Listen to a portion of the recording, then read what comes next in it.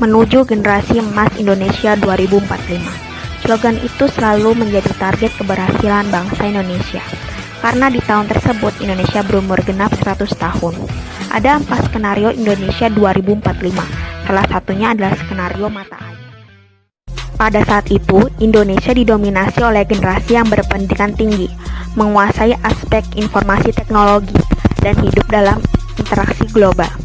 Generasi saat itu memiliki nilai-nilai universal, khususnya di bidang demokrasi dan keadilan sosial. Generasi saat itu tidak apatis dalam melakukan demokrasi.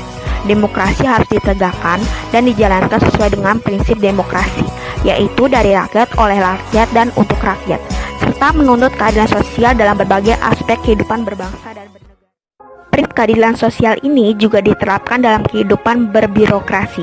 Pada saat itu, pemerintah pusat berjalan transparan. Tidak ada lagi istilah uang pelicin agar urusan selesai. Birokrasi yang dilakukan satu pintu agar berjalan efektif. Dan pemerintah pusat mampu menampung segala masukan, bahkan kritik rakyat guna menjalankan roda pemerintahan dengan sebaik-baiknya. DPR pun yang berwenang sebagai pengawas pemerintahan makin berkurang. Munculnya berbagai lembaga pengawasan yang tidak hanya menguasai pemerintah, tapi juga DPR. Hal ini dilakukan agar para wakil rakyat bekerja serius dalam menjadi wakil rakyat dan sebagai penyambung aspirasi suara rakyat, bukan hanya absen atau tidak hadir, bahkan tidur layaknya memakan gaji. Dilihat demokrasi tahun 2045 berjalan sempurna, tetapi sistem politik masih belum berjalan dengan sempurna. Di daerah pusat banyak elit politik dari kalangan pembisnis yang memungkinkan adanya kepentingan pribadi di atas kepentingan rakyat. Generasi tahun 2045 memandang NKRI bukan lagi atas dasar romantisme sejarah, tetapi manfaat NKRI yang diberikan. Daerah harus merasakan manfaat menjadi bagian Negara Kesatuan Republik Indonesia atau NKRI. Oleh karena itu, Indonesia mulai saat ini memberikan perhatian khususnya untuk daerah 3T, tertinggal, terdepan, dan terluar Indonesia. Hal ini pun menimbulkan banyaknya masyarakat dari daerah padat seperti Pulau Jawa berpindah ke daerah tersebut dan mengakibatkan sumber daya manusia masyarakat asli kalah bersaing.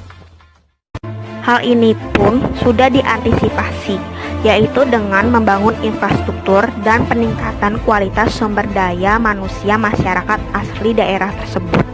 Hal ini dilakukan guna memudahkan masyarakat dalam melakukan aktivitas perekonomian dan melatih masyarakat asli agar berkreatif dan berinovasi, seperti diadakannya pelatihan-pelatihan dari Badan Pariwisata dan Ekonomi Kreatif atau Bekraf, agar tidak kalah dengan masyarakat migrasi atau masyarakat yang berpindah, sehingga tidak terjadi demo yang berujung anarkisme, apalagi adanya disintegrasi bangsa.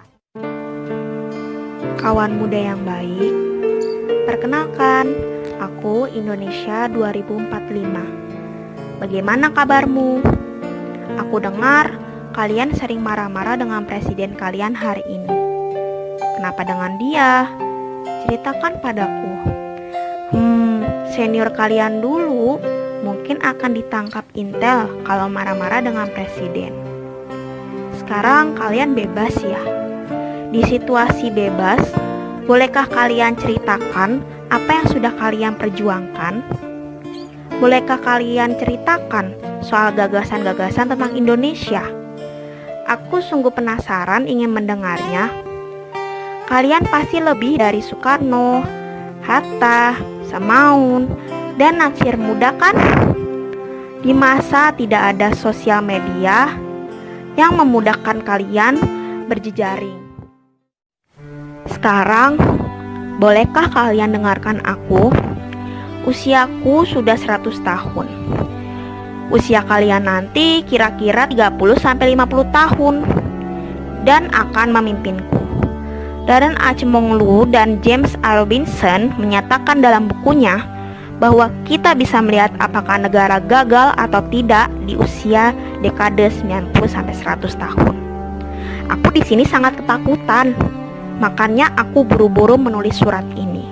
Sebagai peringatan untuk kalian, akan dibawa kemana aku ini?